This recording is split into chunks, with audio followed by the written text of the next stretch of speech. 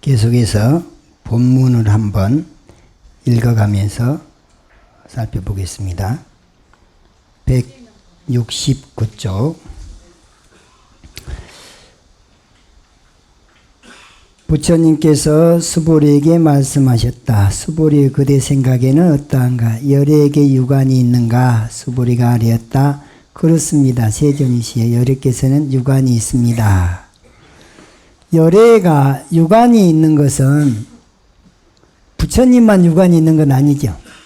일체 중생들이 다 유관은 갖추고 태어난 거죠. 그러니까 이직불에 해당되는 거죠. 여기는. 그 다음에 수보리여 그대의 생각에는 어떤가? 열애에게 천안이 있겠는가? 천안이 있는가? 그렇습니다. 세존이시여, 열애께서는 천안이 있습니다. 아까 천안이라고 하는 것은 3계 28천의 세계의 소식을 다 볼 수가 있고 미래도 볼 수 있는 눈이라 그랬죠. 미래 생에 이 사람이 뭘로 태어날지도 보여버린다는 거예요. 부처님 같은 경우는 이 사람이 업을 보면서 네 다음 생에는 뭐 되겠구나, 그것도 어느 집에 무슨 성씨로 어떻게 해서 언제 태어날 것까지도 딱 보여버린 거예요. 그것은 우리 세속에 지금 암만 발전된 과학이 뛰어나다 하더라도 미래 어디 누구 집에 무슨 성씨로 태어날 것까지는 그 증명이 안 되잖아요. 근데 천안통만 가져도 그게 가능해. 그러니까 천안통이라고 하는 것도 대단한데 그것을 상으로만 보면 외도요. 그 보여지는 것을 보되 본바 없이 보려면 상이 아닌 소식까지 봐야지 천안명으로 연결이 되고 정도가 된다. 수보리여 그대 생각에는 어떠한가? 열애에게 해안이 있는가? 그렇습니다. 세존이시여, 열애께서는 해안이 있습니다. 아까 해안이라고 하는 것이 천지우주를 연기법으로, 연기성으로 본다는 얘기죠. 연기로 보니까 연기적인 의미에서 보여지는 모든 경계, 들려오는 모든 경계, 냄새의 모든 경계, 맛의 모든 경계, 촉감의 모든 경계, 망상의 모든 경계를 있는 그대로 보는 거죠. 뭘로 보는 것이 있는 그대로 보는 거냐? 이게 인과응보로 아닌가 이렇게 보고, 무상한 거 아닌가, 무아 아닌가, 공 아닌가, 중도 아닌가, 이렇게 보는 건 다 해안이야. 이런 마음으로 경전을 읽어보면 경전의 속뜻이 드러나죠. 그것이 경안이에요. 그 경안과 해안이 갖춰지면 비로소 강사로서 자격이 있고 법을 이을 수 있는, 법맥을 계승할 수 있는 자격이 주어져서 조실의 자격이 되는 거예요. 조실, 조사. 어느 회상에 제일 어른 스님, 조사 스님 있죠? 조실 스님. 조실이 된다고 한 사람이 견성을 하지 않았으면 그건 조실 자격이 없는 거예요. 해안이 열리지 않았으면 조실의 자격이 없습니다. 유명세로 해서 조실을 앉으면 그 사람은 자기를 속이는 거예요. 이 지혜의 눈이 없는데 어떻게 조실에 부처님의 해맥을 이을 그런 자리를 꿰차냐고.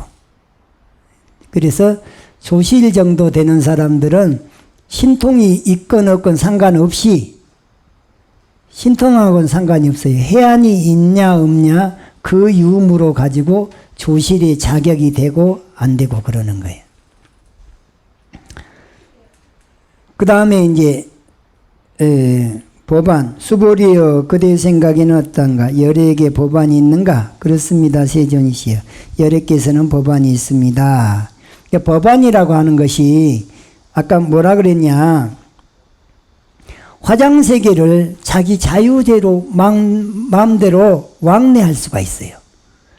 부처님 세계 소식을 자유자재로 내가 보고 듣고 실제로 거기서 뭐 물건까지도 가져올 수가 있어요. 근데 해안만 갖고는 머리로만 한 것이니까 안 되는 거죠. 해안은 그거 다 본래 공한 거야, 무상한 거야, 무아야, 중도야, 이거밖에 못하는 거예요. 그런데 그 집 소식을 직접 갖고 와볼 수가 있어요. 부처님과 만나서 대화를 나눠서 부처님 이거 경전에 요런 문구가 나오는데 도대체 이것은 해안으로 볼 땐 요 소식인데 왜 이 자리에 요 표현을 썼습니까? 하고 질문을 해요. 그러면 이제 본래 나는 이렇게 얘기를 했는데 뒷사람이 기록을 하면서 착오가 생겨갖고 이렇게 변질이 됐다. 이런 소식도 이건 뭐 해야만 갖고는 알 수가 없어요.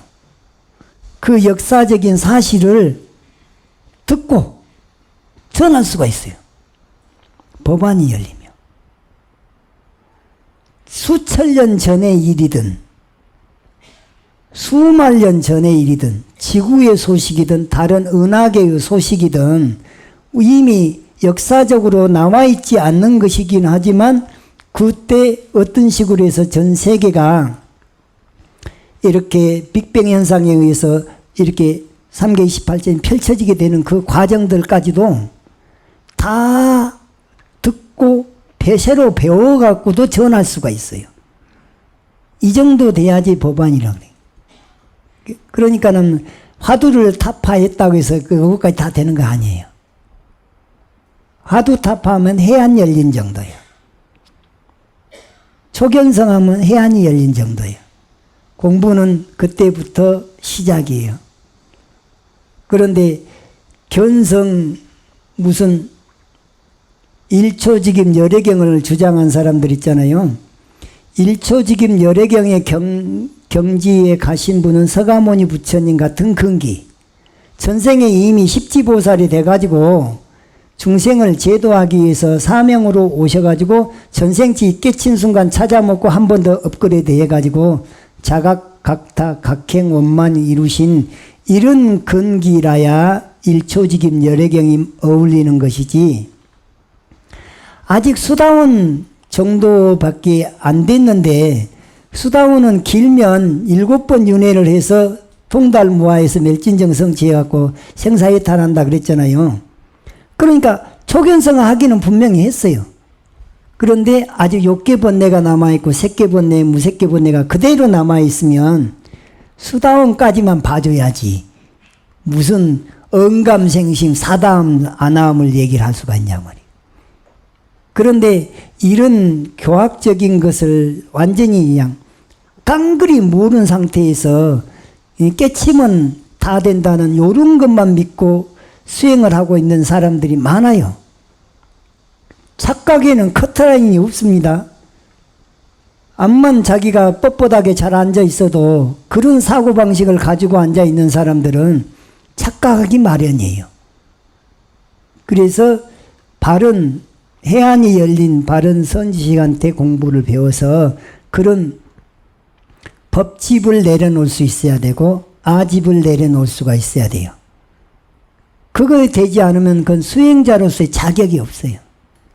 수행자의 자질도 없고 자격도 없는 사람들이 그냥 목소리만 커가지고 이 무슨 매철만 나게 되면은 뭐 아주 목에 기부스가 들어가고 그건 자기 자신을 속인 것만 아니라 모든 불보살님들 다 속이고 있는 거예요. 불자들을 속이고 있고. 그리고 시주법이 어떻게 공짜입니까? 공짜로 앉아가지고 말이지. 그럼 공부가 안 되면 부끄러워해야 되는데 부끄러워할지도 몰라요. 부끄러워할지도 모르는 건 수행자 자질이 없는 거예요. 그렇게 당당하게 공부를 한 사람하고 알고서 당당하게 공부한 사람하고 그냥 알지도 못하면서 어떤 편견을 가지고 사견 내지 편견을 가지고 제일 꼭대기 공부를 하고 있다고 자기 자신을 속이고 모든 불자들을 속이고 있는 사람들하고 어떤 사람이 미래의 과보를 좋은 과보를 받겠어요. 이건 완전히 천지 차이인 거예요. 천지 차이. 자, 열애계 불안이 있는가? 그렇습니다. 세존이시여 열애계에서는 불안이 있습니다. 이제 육안과 천안과 해안과 법안까지 구족을 해가지고 이 사안을 자유자재로 상황에 맞춰서 꺼냈어요. 그렇게 돼서 그럴 때 비로소 불안이 갖춰졌다 그래요.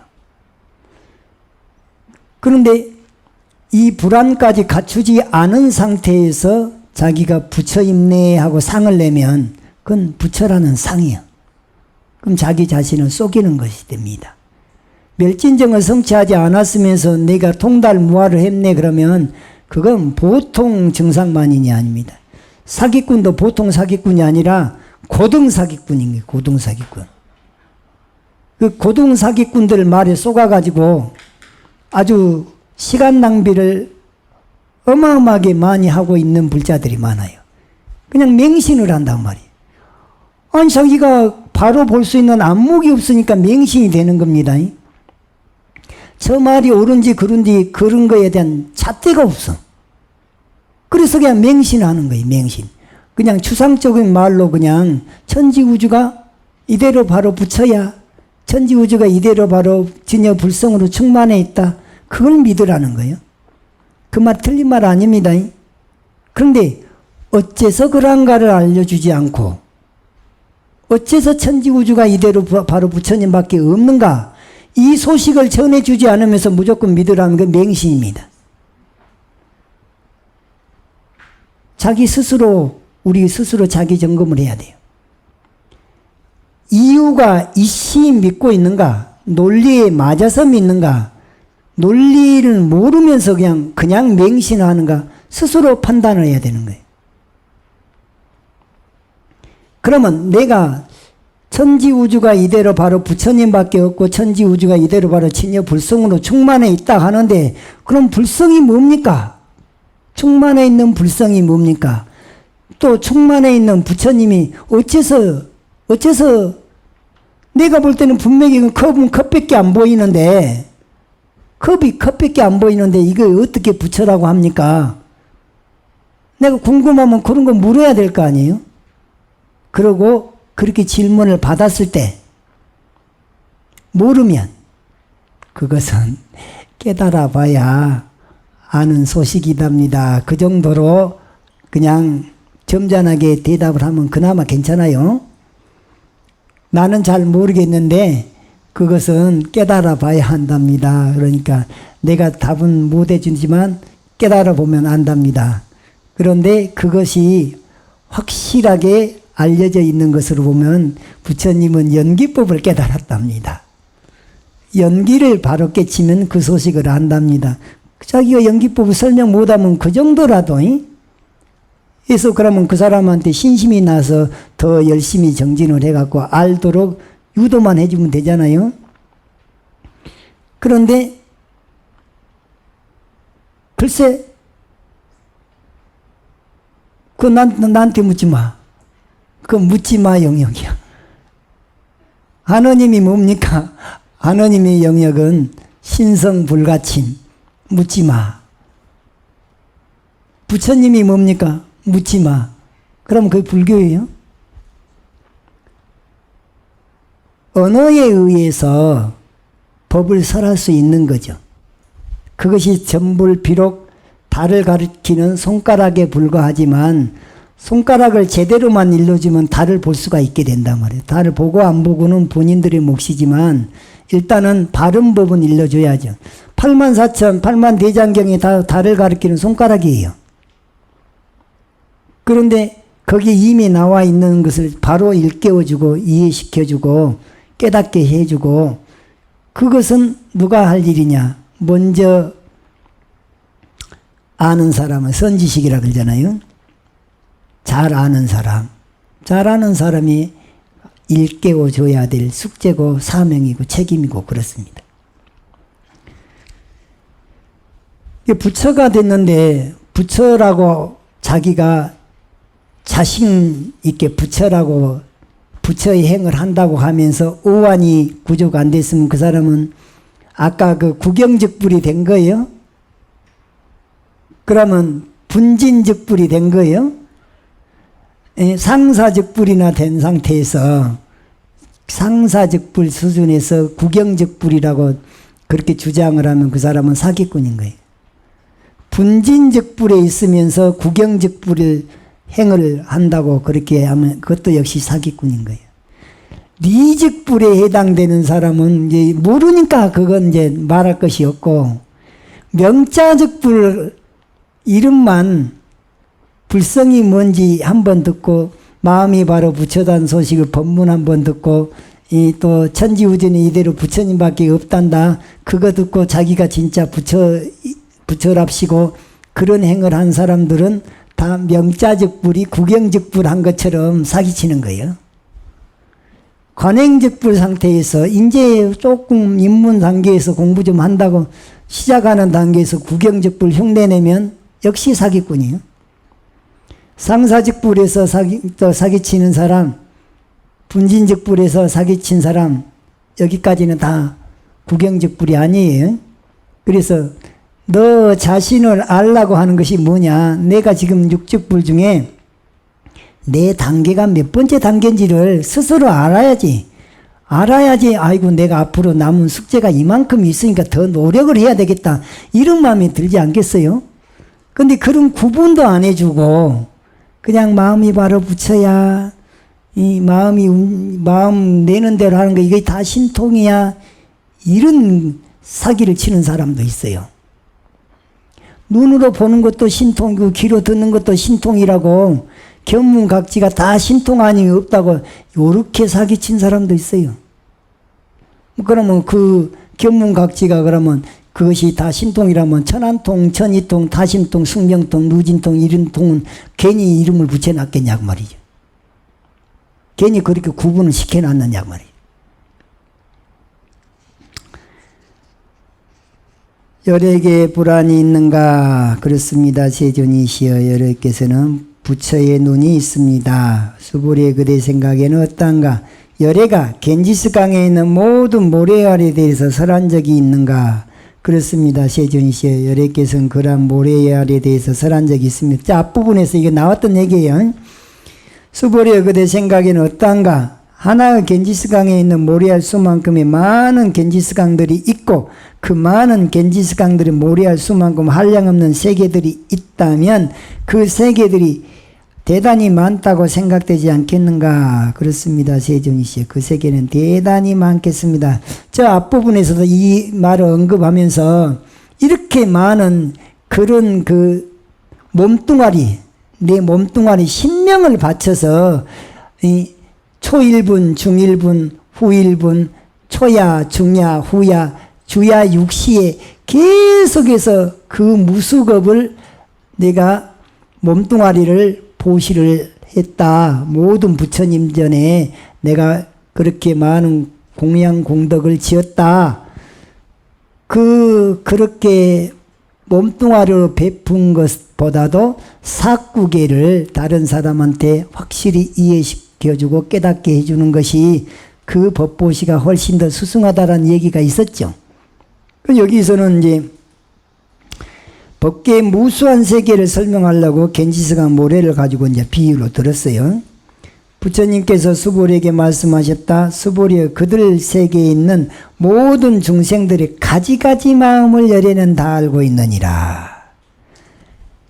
가지가지 마음은 지금 여러분들 마음속에서 이 생각 저 생각이 다 나는데 여기 있는 사람들의 마음을 한 사람 한 사람 것을 전부 다 안다는 거예요. 이건 상으로 안다는 것일까요? 상이 아닌 것으로 깨뜨려 본다는 것일까요? 이렇게 무량무수의 겐지스강 모래알 수만큼의 많은 이 세계에 있는 일체 중생들의 마음은 곧 인과일 뿐이고 무상일 뿐이고 무아일 뿐이고 공일 뿐이고 중도일 뿐이다라고 해안으로 깨뚫어 봐보면 한 번에 그냥 싹 봐버리는 거죠. 왜? 진짜 마음은 상이 아니니까. 일체 중생의 가지가지 마음은 다 상이죠. 상 너머에 있는 마음은 뭐예요? 법이죠. 비상이죠. 비상으로 한 번에 그냥 일통 백통으로 깨뚫어 봐버리면 되는 것이지, 그놈 하나하나 다 헤아려고, 그 마음은 뭔 마음이야, 그 마음은 뭔 마음이야, 그 마음 쫓아다니다 보면 무량무수급을 쫓아다니면서 헤아려도 다 못 헤아려요. 근데 한 키에 다 봐버리잖아요. 무엇으로? 비상으로, 상이 아닌 것으로 깨뚫어 보면, 통찰지로 깨뚫어 보면 한 마음으로 관통해 버리죠. 이렇게 보는 것이 부처의 마음인 거예요. 왜냐하면 열애가 사람 모든 마음은 곧 마음이 아니고 그 이름이 마음이기 때문에, 이게 모든 가지가지 마음이 상이 아닌 마음으로 봐버리면 진짜 마음이죠. 진심이죠. 진심이 뭐예요? 무상이 진심이고, 무아가 진심이고, 공이 진심이고, 인과가 진심이고, 또 중도가 진심인 것이요. 그 참마음은 한 생각으로 꿰뚫어 봐버린다, 그 말입니다. 무슨 까닭인가 수보려. 과거의 마음도 가히 얻을 수 없고, 과거의 마음은 어째서 가히 얻을 수가 없냐. 아까 냈던 그 마음은 지금 없어져 버렸어요. 없어져 버렸으면 공해버렸죠. 그러면 아까 마음 나오기 전에는 그 마음 있었어요, 없었어요? 없었어. 본래도 없었고, 지나가 버렸으니까 또 없고, 그러니까 또 다른 마음을 대신했는데 다음 마음도 또 없어져 버리면 또 공이 되고, 과거의 마음은 본래 공하기 때문에 붙잡을 수가 없죠. 미래의 마음은 왔습니까? 안 왔습니까? 안 왔으니까 공이죠. 그러니까 미래의 마음 잡을 수 있어요? 없어요? 없어요. 지금 마음은 잡을 수 있어요? 없어요? 지금 마음이야 뭐 벌써 지나가 버렸어. 다른 마음이 대신하고 있어. 찰나간에 900생멸이라 그래. 찰나간에 내 마음이 몇 번을 움직이냐? 900번을 그냥 이렇게 바뀌어버린다는 거예요. 그러니까 마음은 무상한 거죠. 무상하기 때문에 공해. 과거의 마음도 무상했기 때문에 공한 거예요. 미래의 마음은 아직 안 왔으니까 공한 거고, 지금 마음은 또 무상하니까 공해. 계속해서 바뀌고 있는 것을 바뀌었다는 생각을 못하는 거죠. 어저께 그저께 그 미웠던 사람을 지금 다시 기억을 끄집어 내갖고 붙잡고 있으면서 지금 그 미운 감정이 지금도 살아있다고 착각을 하는 거예요. 10년 전에 누가 나한테 해꾸지했어요. 괘씸하게 짝이 없는 건 생각만 해도 기분이 나빠. 근데 사실 10년 전에 일은 지나갔어요, 안 지나갔어요? 공으로 뭐 수없이 많이 갔는데 그 기억을 끄집어다 내가지고 아직도 그 마음을 붙잡고 있는 사람, 그게 착각이고 어리석음이고 미혹이고 중생노름이고, 그것 때문에 미워하는 마음을 내죠. 싫어하는 마음 내죠. 저 죽일 놈 해갖고 싸우기도 하죠. 아니 저 가만 보면은 제사 지내러 왔으면 좋은 얘기만 할 일이지, 시시껍데기 어렸을 때 어쩌고 저쩌고 했다고 그냥 그놈을 가지고 괜히 싸워. 아니 제사를 왜 지내러 와서 그러면?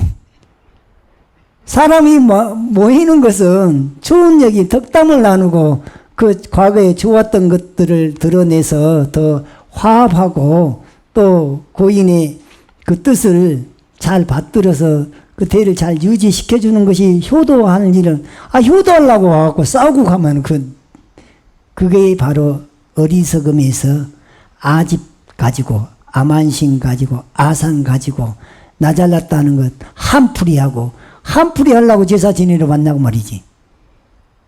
대개 보면은 명절 때 와서 또 1년 내에 안 보다가 명절 때 만나가지고 싸운 사람들이 있죠. 어느 집들은 그렇다고 말이에요. 다 그런 게 아니고 여기 있는 사람들은 아마 안 그럴 거예요. 그러니까 다 그 문제가 드러난 것은 어디서 온 것이냐. 내 자신을 바로 알지 못하고 또 내 자신을 알았다 하더라도 그놈을 놓쳐버리고 다시 아상을 앞세워서 살아가기 때문에 중생노름에서 빠진다 그 말이에요. 그래서 과거의 마음 지나가 버렸기 때문에 공에서 붙잡을 수 없죠. 미래의 마음 안 왔으니까 공하기 때문에 붙잡을 수 없죠. 지금만 벌써 지나가 버려서 또 붙잡을 수가 없죠. 그래서 과거심 불가득, 미래심 불가득, 현재시 불가득, 삼세심이 삼세의 마음이 본래 공해. 왜? 재행이 무상하기 때문에. 마음도 본래 무상하기 때문에. 그런데 여기에 따른 아주 재미있는 일화가 있어요. 그게 이제 누구 얘기냐면 덕산 선감선사하고 용담 숭신선사가 간의 일화가 있는데, 덕산 선감선사는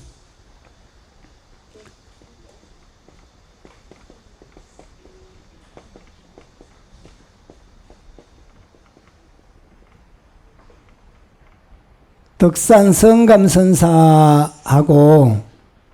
용담 숭신선사는 2살 차이더라고요.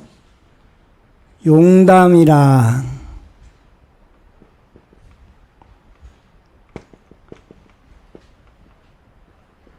숭신선사 몇 산자가 여기 있는 것 같더라.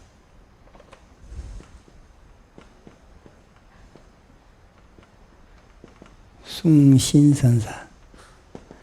이 덕산 성감선사는 언제적 사람이냐면 780년에 태어나서 865년에 돌아가셨는데, 용담 숭신선사는 782년에 태어나서 865년에 돌아가신 해가 같아요. 두 사람이. 나이가 2살 차이인데, 이 덕산 성감선사는 금강경에 있어서는 자기가 제1인자라고 자부하던 사람이에요. 그래서 금강경 청령소라고 하는 책을 지어가지고 그 금강경을 다른 사람에게 강의하던 훌륭한 분인데, 그때 당시에 남방에 이 용담 숭신선사가 불림문자 언어도단 직지인심 견성성불의 법으로 중생을 제도한다는 그런 말을 듣고, 마음을 바로 그냥 이 글자에 의지하지도 않고 경전에 의지하지도 않고 언어도단 언어의 길이 끊어져서 마음을 바로 딱 찔러가지고 일깨워서 견성하고 성불하게 한다는 게, 이런 마구니가 어디가 있나? 내가 가서 제도해야 되겠다 하고 이 덕산 성감선사가 이제 찾아갔어요. 찾아갔는데 용담선사 계시는 곳 가기 그 마을 어귀에서 어느 노보살님을 만났는데, 떡 파는 노보살님을 만났어요. 그 떡 파는 노보살님 만나고, 이 떡값이 얼마요? 하고 이제 물었어요. 배도 출출하고. 그런데 이제 노보살님이 관세음보살의 화신이에요. 관세음보살님이 노보살로 나타서 떡을 팔고 있다고 말이에요. 그래서 이렇게 딱 보시더니, 아니, 스님 지금 덩어리에 짊어진 게 뭐요? 그러니까. 이 걸망 안에 들어진 게 뭐요? 그러니까. 내가 금강경으로서 1인자인데, 내가 금강경 요약 정리한 금강경 청령서라고 그래. 그러니까. 노보살님이, 그러면 저는 잘 모르겠지만, 금강경 하니까 금강경에 일체동강군 제18분에 보면 과거심도 불가득이요, 미래심도 불가득이요, 현재심도 불가득이라 했는데, 과거의 마음은 지나가 버렸으니까 붙잡을 수가 없고, 미래의 마음은 아직 안 왔으니까 붙잡을 수가 없고, 현재의 마음은 진행형이니까 붙잡을 수 없다 그랬는데, 지금 스님께서 나한테 떡값이 얼마냐고 물은 그 마음은 과거의 마음이요, 현재의 마음이요, 미래의 마음이요, 이렇게 질문했어요. 그러니까 만약에 이것에 대해서 답변을 제대로 하면 제가 떡을 공짜로 드리겠지만, 답변을 못하면 제가 이거 떡을 못 팔겠습니다. 안 드리겠습니다. 노보살님이 좀 대단한 거 아니야? 네, 도인이니까, 관세음보살이니까. 그런데 이렇게 금강경에 대해서 달통했다고 하는 이 죽음강이라는 별명이 붙어 있는 덕산 성감선사께서 말을 못했어요. 대답을 못하고 우물쭈물하니까 스님께서는 여기 용담원에 가면 거기 숭신 큰 스님이 계시니 거기 가서 참배를 하십시오. 그래갖고 이제 용담원에를 갔어요. 용담원에를 갔는데 거기 가서 또 허세를 부린 거예요. 아니 용담이 왔더니 용도 없고 연못도 없네. 이렇게 이제 큰 소리로 대고 하니까 그 방문을 열고 나온 용담선사가 아이 스님께서 용담에 친히 잘 오셨습니다. 이렇게 이제 서로 이제 수인사를 법거량을 하는 거예요. 그렇게 밤이 깊도록 이 서로 이제 대화를 오랫동안 하다가 이제 스님이 이제 숙소로 가서 쉬시죠 하고 그러고 이제 나가는데 신발을 찾을 때 밤이 캄캄하니까 종이에다 부싯돌을 타기 위해서 이제 이렇게 불을 비춰서 신발 신게 하려고 하는 그 찰나에 신발을 찾았다 싶은데 훅 하고 꺼버렸어요. 그러니까는 이 주궁강이라고 하는 덕산 성감선사가 그 순간에 딱 깨쳐요. 여태까지는 금강경을 놓을 수도 없고 그거 아니면 아니다고 생각을 했는데 그 부처님의 84,000 가르침이 바로 이 자성자리 하나 깨치면 84,000 가르침이 되는구나 하는 것을 아는 거죠. 이 마음이 마음심자 하나를 깨치면 84,000 법문이 나온다는 걸 그때 안 거예요. 그전에는 계속 글자에 의지해서만 그것만이 최고라고 하던 사람이. 법화경만이 최고, 법화경만이 최고한 사람들 있죠? 어느 이웃 종교는 그 아무개 가르침만이 최고한 사람 있죠? 최고라는 법집을 내시면 안 되는데 말이죠. 마음을 깨치면 되는데. 마음을 깨치면 천지우지가 이대로 부처인데. 근데 여태까지 상의 의지에서 법을 보려고 했기 때문에 덕산 성감선사는 그 순간에 종이불을 갖다 훅 꺼버린 순간에 마음을 본 거죠. 그전에는 입으로만 했던 거예요. 입으로만. 머리로만 했던 거예요. 진짜 그런 기연이 도래하고 난 다음에 아하가 된 거죠. 그전에는 아하가 됐어요? 안 됐어요? 안 됐어요. 그전에는 상사즉불 단계에서 아까 육즉불에서 네 번째 상사즉불 단계에서 자기는 구경즉불이라고 착각을 한 거지. 그래가지고 그 다음 날 자기가 썼던 금강경 청정소를 갖다 불 확 질러버리고 아이고 내가 여태까지 헛것 껍데기만 쫓아다녔구나. 그리고 그 다음부터는 덕산방, 이제 덕산 스님은 어떤 것을 유행을 시켰냐면 누가 와서 법을 묻잖아요. 여하시 조사 설혜은 있고 어떤 것이 달마대사가 서쪽에서 온 뜻입니까? 무엇이 진리입니까? 하고 물으면 그냥 몽둥이로 가지고 후려쳤다는 거예요. 그것은 말로 할 수 없는 자리, 언어 도단의 자리, 네 마음을 바로 깨치면 그 자리가 있는 것인데 그걸 내가 말로 한다고 그래서 그것은 다 달을 가리키는 손가락에 불과한데 껍데기만 쫓지 말으라는 그런 의미로 몽둥이 찜찜을 해갖고 유행을 시켰다는 거예요. 근데 임재선사는 누가 와서 야시 조사 설혜은 있고 하고 물으면 달마조사가 서쪽에서 온 뜻이 뭡니까? 하고 물으면 임재선사는 헐!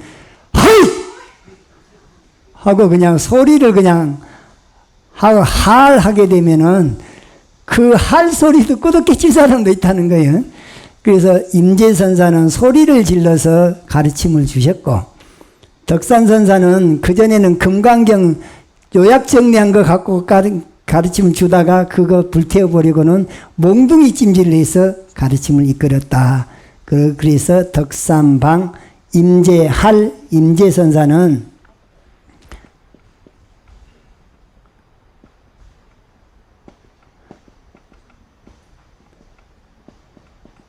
할하고 소리를 질러서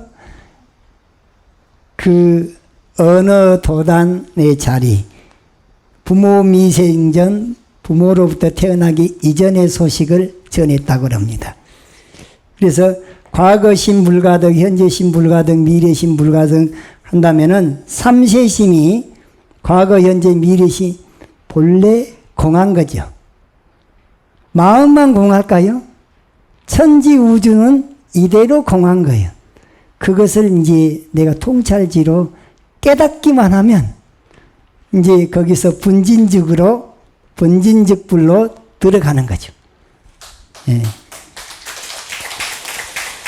자, 제19 보시공덕에 대한 상을 내지 말라. 법계 통합은 수보리여 그대의 생각에는 어떠한가? 어떤 선남자 선여인이 이 삼천대천 세계를 칠보로 가득 채워서 열애 아라한 정등각들께 보시한다면 그 선남자 선여인은 이로 인하여 참으로 많은 복덕을 얻지 않겠는가?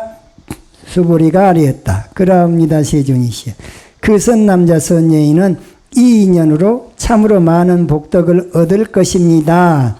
이 이야기는 앞에도 나왔죠. 삼천대천 세계에다가 칠보로 가득 채워서 제보시를 했다 그 말이에요. 제보시를 했는데 누구한테 제보시를 했냐? 부처님한테 열애 아라한 정등각에게 제보시를 했는데 부처님께서 수불에게 말씀하셨다. 수보리여 그러하느니라. 그 선남자 선여인은 이로 인해서 참으로 많은 복덕을 얻을 것이니라 해놓고 그 다음 말이 중요해요. 왜냐하면 만약 복덕이 실제로 존재하는 것이라면 열애가 복덕 얻음이 많다고 말하지 않았으려니와 복덕이 본래 없는 까닭에 열애가 복덕 얻음이 많다고 한 것이니라. 비록 유의법으로 유루복을 지었다면 그러면 유루복으로는 많고 적음이 있는 거죠. 상을 가지고 보시를 했으면 상에 해당되는 그 복덕이, 그 공덕은 있긴 있어요. 많고 적음으로 나타나겠죠.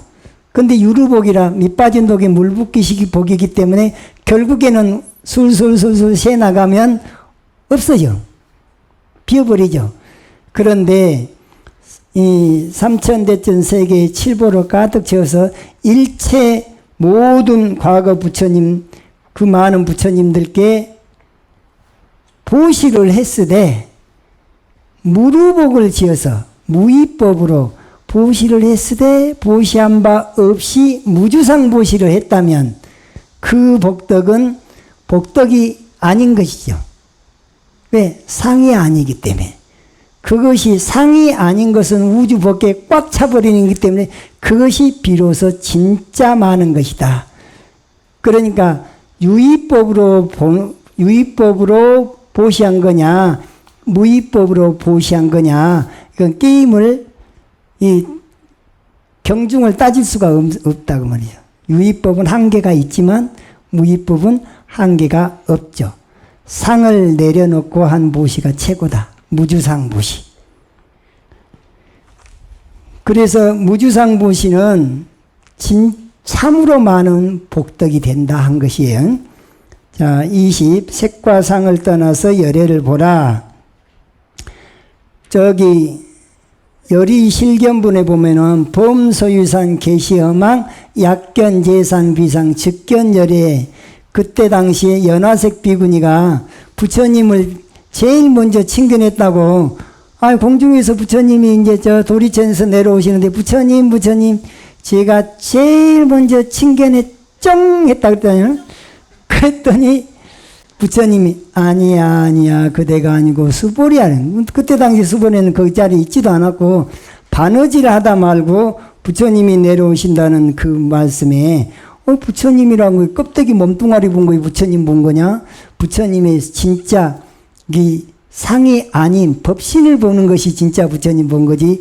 그래갖고 그 자리에서 바로 해공제일이니까 공자리를 바로 깨뜨려 보는데 부처님 내려오다 말고는 수보리가 진짜 나를 보는구나 하고 오고 있는데, 연화색 비구는 내 껍데기 30 이상 80종으로 갖추고 있는 부처의 색신을 보고 제일 먼저 칭견했다고 이러니 이게 상 가지고 상노름하고 있네.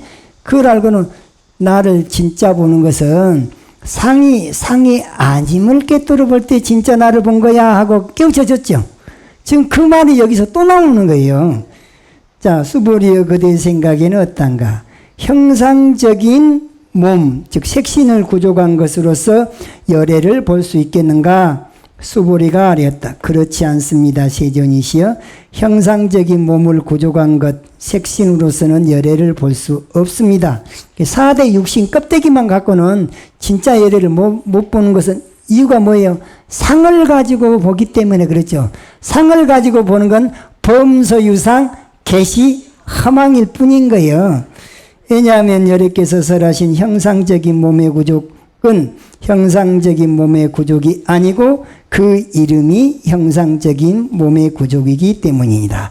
4대 육신을 부처님 30 이상 80종호를 구족하신 그 4대 육신을 보되 허망하기 짝이 없지만 그 속에 들어앉아 있는 상이 아닌 부처의 모습은 비상이죠. 약견, 재상, 비상이죠. 재상은 30 이상인데 그것을 어떻게 보냐? 비상으로 봐라 그래. 비상은 뭐냐? 상이 아닌 모양이 모습으로 드러난 것이 아닌 법으로 봐라. 법이 뭐냐? 그 30 이상 80종으로 구족한 4대 육신 부처님 몸뚱아리도 인연에 의해서 만들어졌죠. 인연에 의해서 생겨났고 인과죠. 인과적인 존재죠. 무상하죠. 그러니까 무상의 존재죠. 무상하기 때문에 영원하지 않죠. 나라고 고집할 수 없죠. 그래 무하죠. 무상하기 때문에 공하죠. 그런데 껍데기로 드러난 육신 그 속에가 인과무상 무하공이라고는 불생, 불멸, 불구, 부정, 불감한 성품이 함께하고 있죠. 그 안팎을 둘이 아닌 것으로 깨뜨려 보니까 진짜 열애를 칭견한 것이죠. 30 이상 80종을 떠나서 부처를 본 것이 아니라 그걸 떠나지도 아니하면서 그 속에 들어앉아 있는 걸 한꺼번에 통으로 보니까 진짜 부처를 칭견했다. 이런단 말이에요. 그 말을 지금 다시 하고 있는 거예요. 그러니까는 형상적인 몸의 구족은 형상적인 몸의 구족이 아니고 이 말은 껍데기로 드러난 것은 본질로 깨뜨려 보면 껍데기는 허망하기 짝이 없고 하지만 그 본질을 깨뜨려 보고 그 상태에서 형상적인 몸과 더불어서 같이 보면 그것이 진짜 부처를 칭견한 것이기 때문에 그것은 이름하여 형상적인 부처의 몸을 구족한 것이다 라고 말은 했지만 사실은 안팎이 둘이 아닌 걸 깨뜨려 보란 말이에요. 이게. 그리고 그것이 어떤 상으로 드러난 것처럼 얘기를 하게 되면 그 상에 집착할까 봐서 그 형상적인 몸은 형상적인 것이 아니고 이름하여 이해시켜주기 위해서 이름하여 형상적인 몸이라고 한 거야. 이렇게 말해주고 있단 말이죠. 부처님께서 수보리에게 말씀하셨다. 수보리여 그대 생각에는 어떤가? 30 이상을 구족한 것으로서 열애를 볼 수 있겠는가? 그렇지 않습니다. 세존이시여 30 이상을 구족한 것으로서 열애를 볼 수 없습니다. 이거 웬 소리냐? 껍데기만 봐갖고는 진짜 열애를 볼 수 없다는 말이에요. 왜? 범소유상이 계시 허망하기 때문에 무상하기 때문에.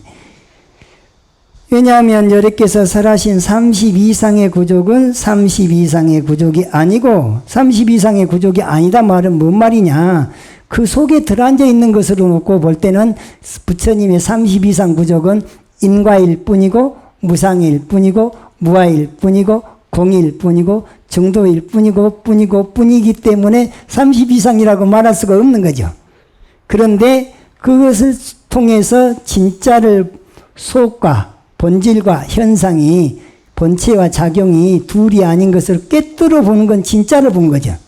그것은 이름하여 또 그 30 이상 구족이라고 또 말을 해주면서 속의 것을 놓치고 껍데기만 보지 말아라. 속의 것만 보면 속의 것만 치우친 거죠. 근데 껍데기 있는 것 그대로 꿰뚫어서 속것까지 같이 봐야지 진짜 부처를 칭견한 것이다. 30 이상을 떼어놓고 비상을 볼 수가 없어요. 또 비상만 가지고 부처라고 하면 그것도 덜 떨어진 거예요. 예, 본질만 치우쳤잖아요. 현상에만 치우치면 허망하기 짝이 없고, 본질에만 치우치면 현상을 다 허망하다고만 봐버리니까 그러면은 제 삶의 의미가 없어요. 그래서 그 다음번에 실상을 드러내는 거죠. 안팎이 둘이 아닌 중도로서. 왜냐하면 여러께서 설하신 32상의 구족은 32상의 구족이 아니고 그 이름이 32상의 구족이기 때문입니다. 그러니까는 부처님은 무상법신인데 해안으로 봐야지만이 보이는 것이지 육안만 갖고는 볼 수가 없어요. 왜? 육안은 껍데기만 보니까 안팎이 둘이 아닌 것을 볼 때는 중도로 볼 때는 해안으로 봐야지 진짜 부처를 칭견할 수가 있다. 오늘은 여기까지 하겠습니다.